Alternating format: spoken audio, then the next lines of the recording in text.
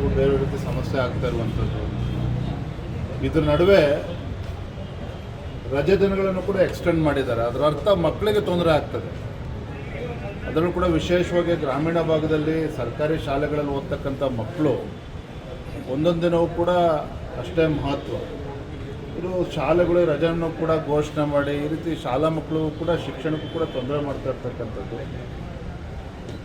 ಅಂದರೆ ಯಾವ ರೀತಿ ಒಂದು ಪೂರ್ವ ತಯಾರಿ ಇಲ್ಲದೇ ಆತುರವಾಗಿ ರಾಜ್ಯ ಸರ್ಕಾರ ತೀರ್ಮಾನಗಳನ್ನು ತೆಗೆದುಕೊಳ್ತಾ ಇದೆ. ಇದಕ್ಕೆ ಮತ್ತೊಂದು ತಾಜಾ ಉದಾಹರಣೆ ಅಂತ ಹೇಳಿದರೆ GBA ಇವತ್ತು ಏನು ಮೊದಲ ಸಭೆಯನ್ನು ಮಾನ್ಯ ಮುಖ್ಯಮಂತ್ರಿಗಳು ಕರೆದಿದ್ದಾರೆ. ನಿನ್ನೆ ನಮ್ಮ ಎಲ್ಲ ಶಾಸಕರ ಮಿತ್ರರ ಜೊತೆ ಮಾತನಾಡ್ತಾ ಇದ್ದೆ.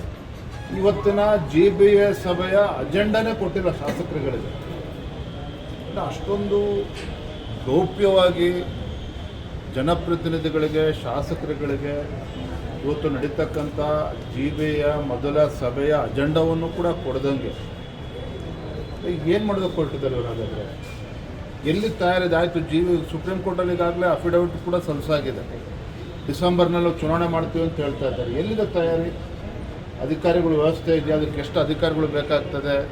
ಇದಕ್ಕೆ ಮೂಲಭೂತ ಸೌಕರ್ಯಗಳು ಯಾವುದೂ ಇಲ್ಲದೇ ಇವರು ಏನೋ ಒಂದು ರಾಜಕೀಯ ಚಟಕ್ಕೆ ಈ ರೀತಿ ಘೋಷಣೆಗಳನ್ನು ಮಾಡಿಕೊಂಡು ಯಾವುದೇ ಒಂದು ಪ್ಲ್ಯಾನಿಂಗ್ ಇಲ್ಲದೇ ಈ ರೀತಿ ಹೊರಟಿರ್ತಕ್ಕಂಥದ್ದು. ಈಗಾಗಲೇ ಬೆಂಗಳೂರು ಮಹಾನಗರ ಜನತೆ ಈ ಸರ್ಕಾರಕ್ಕೆ ತೂಚೇತ ಉಗುಳುತ್ತಾ ಇದ್ದಾರೆ. DK ಶಿವಕುಮಾರ್ ಅವ್ರು ನೋಡಿದ್ರೆ ಪ್ರಧಾನಮಂತ್ರಿಗಳ ಮನೆ ಮುಂದೆ ಗುಂಡಿ ಇದೆ, ಅಲ್ಲೂ ಗುಂಡಿದೆ ಅಂತ ಆ ಗುಂಡಿ ಲೆಕ್ಕ ಹಾಕಕ್ಕೆ ಹೊರಟಿದ್ದಾರೆ.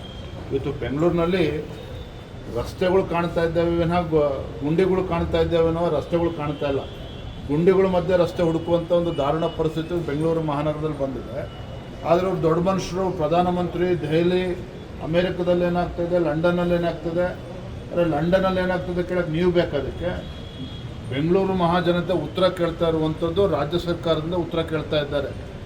ಬೆಂಗಳೂರು ಜನ ಉತ್ತರ ಬಯಸ್ತಾ ಇರ್ತಕ್ಕಂಥವ್ರು ಉಸ್ತುವಾರಿ ಸಚಿವರಂತೆ ಅನಿಸ್ಕೊಂಡಿದ್ದಾರೆ. ಅದು ಫಾಸ್ಟ್ ಟ್ರ್ಯಾಕ್ ಇರೋದು ಗುಂಡಿಗಳನ್ನು ಮುಚ್ಚುವಂಥ ಕೆಲಸ ಆಗಬೇಕು ಅಂತೇಳಿ ಜನ ಅಪೇಕ್ಷೆ ಪಡ್ತಾ ಇದ್ದಾರೆ. ಇವರು ದೆಹಲಿ ಹೊರದೇಶಗಳನ್ನು ಕಂಪೇರ್ ಮಾಡ್ತಾ ಇದ್ದಾರೆ ಮನೆ ಸಚಿವರಿಗೂ. ಒಟ್ಟಾರೆಯಾಗಿ ಈ ಸರ್ಕಾರದಲ್ಲಿ ಎಲ್ಲವೂ ಕೂಡ ಒಂದು ರೀತಿ ಗೊಂದಲಮಯ.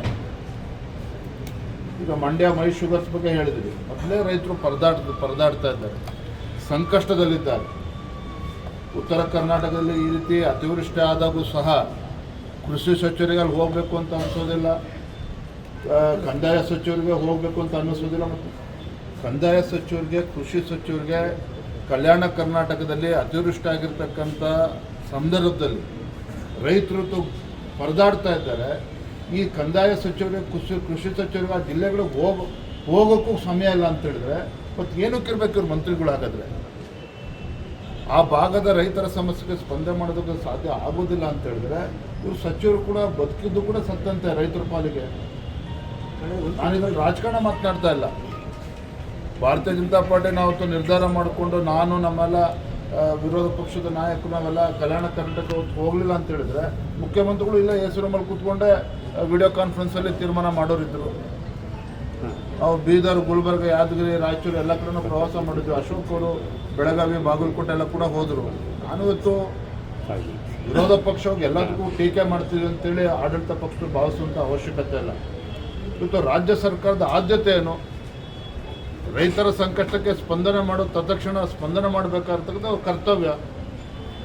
ನಿನ್ನೆ ಕೃಷ್ಣ ಬೈರೇಗೌಡ ಅವರ ಹೇಳಿಕೆಯನ್ನು ಇಡ್ತಿದ್ದೆ. ಈಗಾಗಲೇ 5.5 ಲಕ್ಷ ಸರ್ವೆ ಆಗಿದೆ, ಹೆಕ್ಟೇರಷ್ಟು. ಬರುವಂಥ 10 ದಿನ ಆದಮೇಲೆ ಕೊಡ್ತೀವಿ. ಎಷ್ಟು ದಿನ ಕಾಯ್ಬೇಕು ಇನ್ನೂ ರೈತರಾಗಾದ್ರೆ? ಇವತ್ತು ಮಂಡ್ಯದಲ್ಲೂ ಕೂಡ ಇವತ್ತು ಗೊಂದಲ ಸೃಷ್ಟಿಯಾಗಿದೆ. ಅಲ್ಲೂ ಕೂಡ ಮೈ ಶುಗರ್ಸ್ ಇದರಲ್ಲಿ ಒಂದು ತಿಂಗಳಿಂದ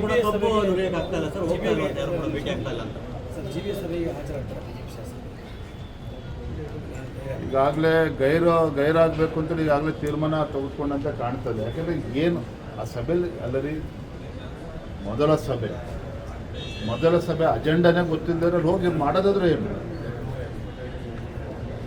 ಮತ್ತು GBA ಬಗ್ಗೆ ಆಡಳಿತ ಪಕ್ಷದಲ್ಲಿ ಇವತ್ತು ವಿರೋಧಗಳಿದ್ದಾವೆ. ಎಲ್ಲದರ ಗೊಂದಲದ ನಡುವೆ ತೇಪೆ ಹಚ್ಚುವಂಥ ಕೆಲಸವನ್ನೇ ಅವ್ರು ಮಾಡೋದಕ್ಕೆ ಹೊರಟಿದ್ದಾರೆ. ಯಾವುದೇ ಒಂದು ಪೂರ್ವ ತಯಾರಿನೂ ಇಲ್ಲ. ಬೆಂಗಳೂರು ಅಭಿವೃದ್ಧಿಯ ಬಗ್ಗೆನೂ ಕೂಡ ಅವ್ರಿಗೆ ಚಿಂತನೆ ಇಲ್ಲ.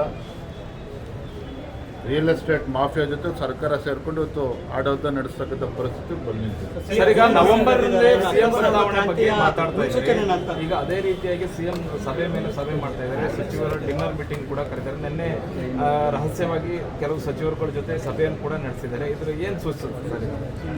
ಆಡಳಿತ ಪಕ್ಷದಲ್ಲಿರುವಂತಹ ಸಚಿವರು ಶಾಸಕರ ಪ್ರತಿಕ್ರಿಯೆಗಳು, ಅದಕ್ಕೆ ಆಡಳಿತ ಪಕ್ಷದವರು ಅವರೇ ಏನು ಇತರ ಶಾಸಕರು ಮಂತ್ರಿಗಳೇನು ಉತ್ತರ ಕೊಡ್ತಾರೆ, ಇದರಲ್ಲೇ ಗೊತ್ತಾಗ್ತದೆ ಕಾಂಗ್ರೆಸ್ ಪಕ್ಷದಲ್ಲಿ ಆಡಳಿತ ಪಕ್ಷದಲ್ಲಿ ಆಲ್ ಈಸ್ ನಾಟ್ ವೆಲ್ ಅನ್ನೋದು ಸ್ಪಷ್ಟ.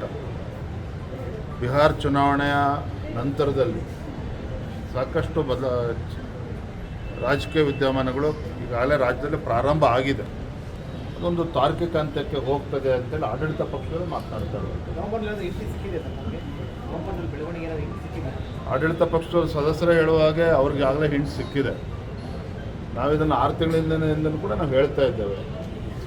ಅಂದರೆ ಮುಖ್ಯಮಂತ್ರಿ ಕುರ್ಚಿಗೆ ಗಂಡಾಂತರ ಬಂದಿದೆಯೋ, ಇನ್ಯಾರಿಗೆ ಅದೃಷ್ಟ ಒಲಿತದೋ, ಎಲ್ಲವೂ ಕೂಡ ಕಾದು ನೋಡೋಣ. Thank you.